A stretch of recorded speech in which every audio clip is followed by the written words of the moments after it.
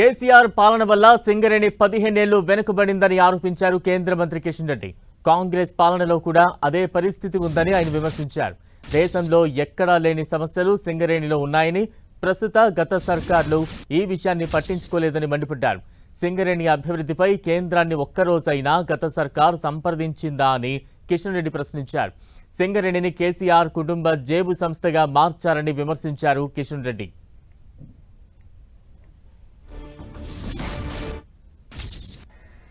BRS కారణంగా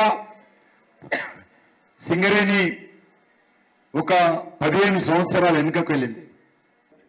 నేను కేసీఆర్ని అడుగుతా ఉన్నాను, నువ్వు ఉన్నప్పుడు 10 సంవత్సరాలు ఏ ఒక్క రోజైనా సరే కేంద్ర ప్రభుత్వాన్ని సంప్రదించావా?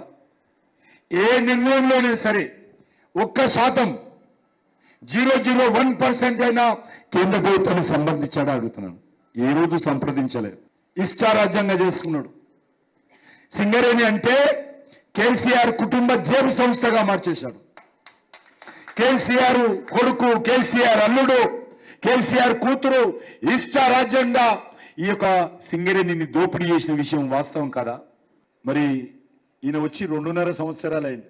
ఎంత పోయిందో తెలుసా? ఈ 2.5-3 సంవత్సరాల్లో 26,875 కోట్ల రూపాయలు మీ కష్టం, మీ చెమట, మీ శ్రమ ఈరోజు మనకు పైసలు ఇవ్వకుండా అడ్డుపడ్డది.